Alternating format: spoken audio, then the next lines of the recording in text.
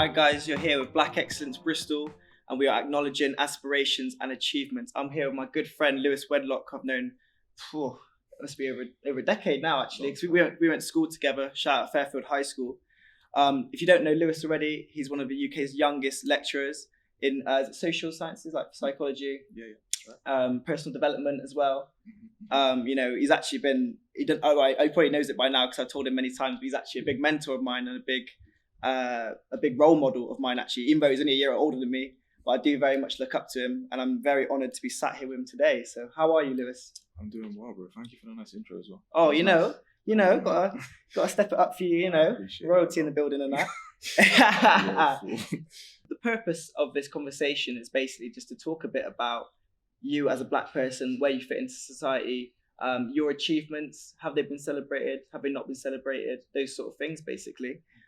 So the first thing I want to ask you is, as a black person, how do you feel that you fit into society? Where do you see yourself in society? Well, I might start with the deep ones. Yeah. I think the more I reflect on my position in the work that I'm doing, first and foremost, I kind of see myself as a bridge between like past and future. I think a lot of the time in our community, rightly so, we're looking to the past and uncovering elements of ourselves, right? Looking at the history, understanding bits of who we are and how we fit into the mix. And also we're looking to the future. What do we want to change? What do we want to bring into the world? I see the work that I do across different spaces as kind of bringing all of this into the present and acknowledging the magnificence that we all have and what we can project into the spaces around us to shape the world.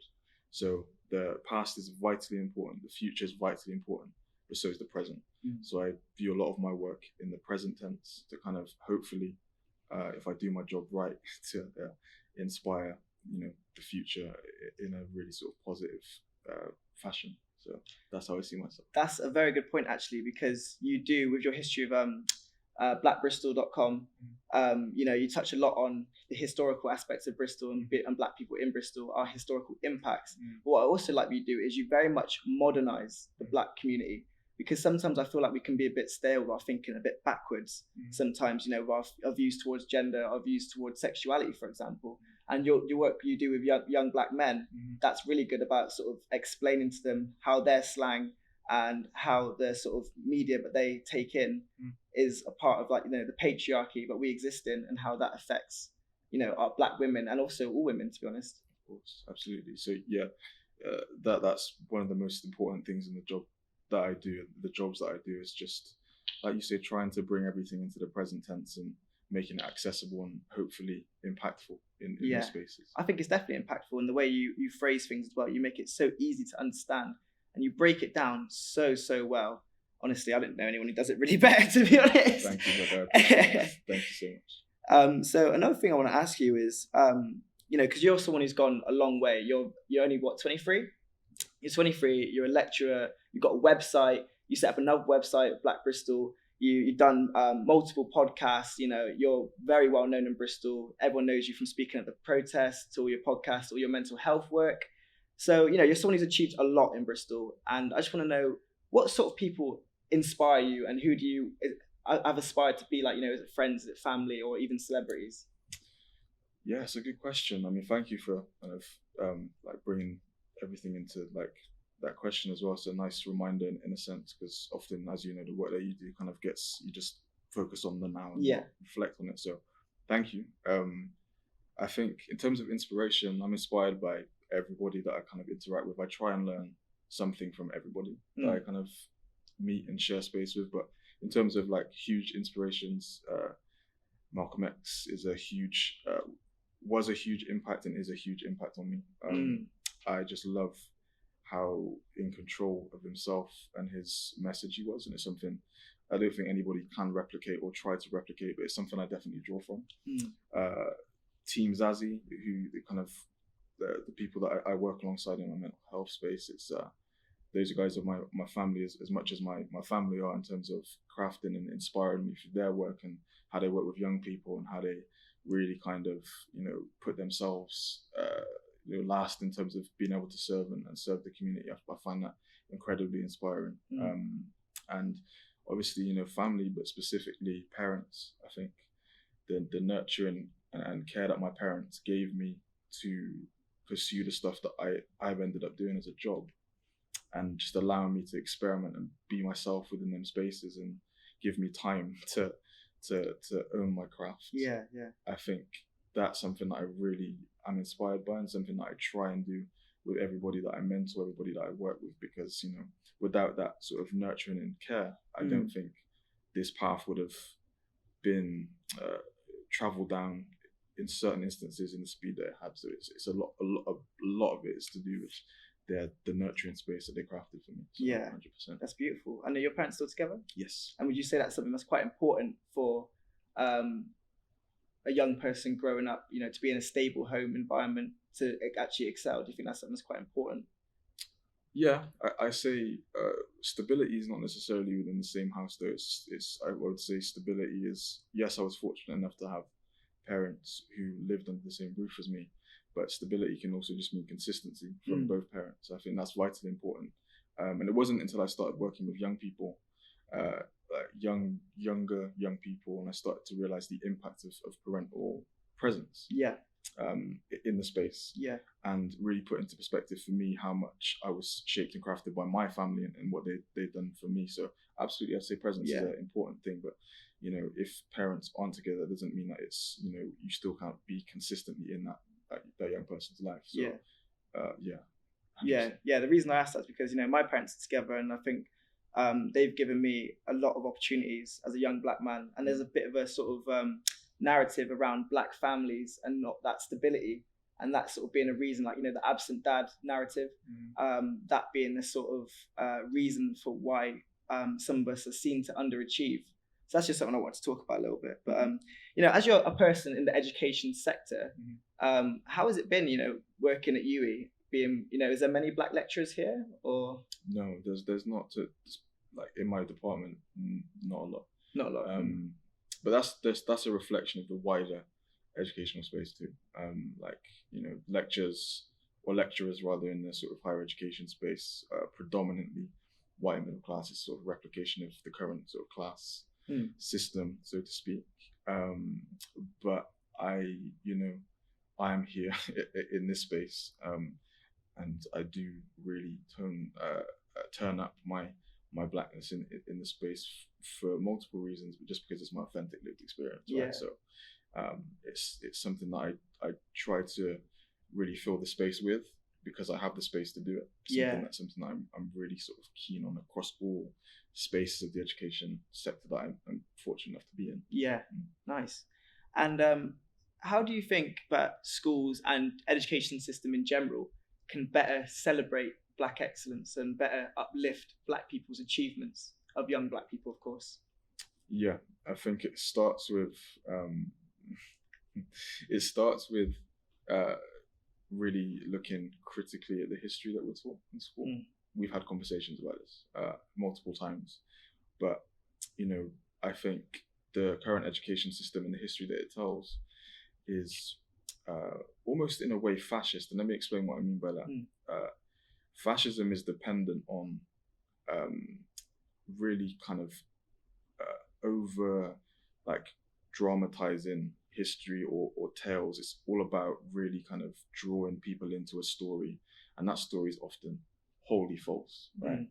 It's about creating a narrative that gets people thinking about enemies and what we need to do to get rid of these enemies. And I feel like the education system as it currently is tells a very dramatized, incorrect version of history that almost writes out black history from all of these events that we're taught to really kind of look at and go, oh my days, World War I, World War II.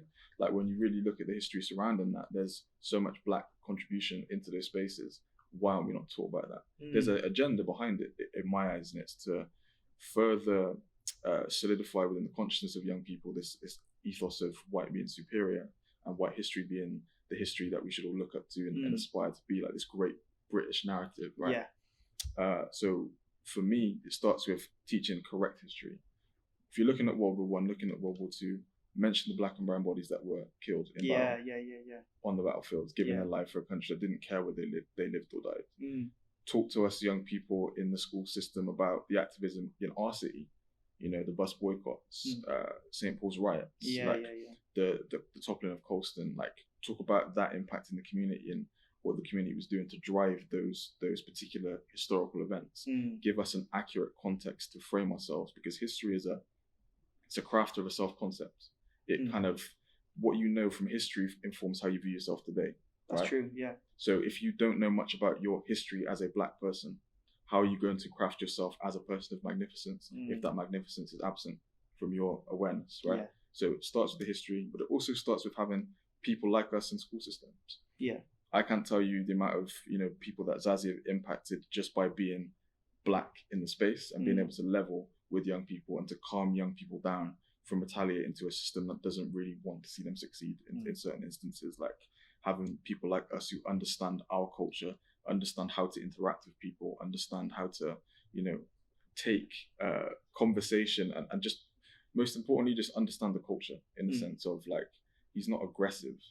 Like if he's coming at you and he's shouting, yo, what you telling me? You good? Yeah. That's not aggressive. That's excitement, right? He's not disrupting the classroom. He's just being himself. Yeah. Right? These things that really, I see a lot of the time in the education system that I think if we started to do that more, we would really prize Black excellence, because we're just letting Black excellence be, as opposed to having Black excellence watered down to fit the wider systemic norm. So that's a lovely answer. Thank you. And so lastly, I just want to talk to you about, you know, because we're talking about excellence, we're talking about aspirations and achievements. So I just want to, I know a big part of your module is about goal setting and how you reach those goals. So I'd just like to ask you, firstly, what was your greatest achievement thus far? And secondly, what is one of your main goals, life goals I'm talking about? So like, you know, the next 10, 15 years. I think if you would have asked me my greatest achievement, maybe, you know, a year, 6 months ago, I'd probably said like this is the lecture hall that I teach in. This is where I studied as a student as well. Like this is a very sort of sacred space for my own journey. I recognize that and I honor that, you know, like it's a huge achievement for me to be doing some of the things that I do. But more recently, I think my greatest achievement is just truthfully, like on a real thing, like just being able to be there for young men in the education system. We've spoken again, you know, about how many of our friends at school were incredibly gifted and talented, but they never made it through the system, right? And partly it's because of how the system treats them and makes them feel about themselves, right? They water down their magnificence. So I think the more I reflect on myself and my journeys and the goals that I have, the greatest achievement that I have currently is being able to understand and be able to communicate to young men about what I've learned about the way school systems are, and not saving, because I'm not a savior, I never want to be a savior, but helping them guide themselves through the tripwires of education system and seeing them thrive and seeing them ultimately know, all right, don't get angry with this teacher because they want you to get angry. If they want you to get angry, they can exclude you. If you get excluded, that's your L, that's nobody else's, right? Yeah. Having those things and being able to give that advice and actually having young people find me and come to me and ask me for help in them situations, that's my greatest achievement as of yet. Being able to be a person of not healing, but a person of guidance to young people. That's my greatest achievement. And in terms of goals, long term, I've said before, and it's not from a place of selfishness or sort of ego or arrogance, I want to be the best person to ever do what it is that I've done. And it's not because I'm trying to look at me sort of thing. I believe that if you pursue magnificence at the highest, or try to pursue magnificence at the highest level and become undeniably fantastic in the spaces that you occupy, you bring up so many other people. So a lot of the time it's framed as selfish to pursue your goals to the highest level possible. But for me, it's the highest level of selflessness, because the doors that you open on the way. It's not about me at the end of my career being like, look at all this stuff that, like, because honestly, like the more I look at it, the less stuff that I've achieved means to me in that sense. It's more about how many people I've helped on the way.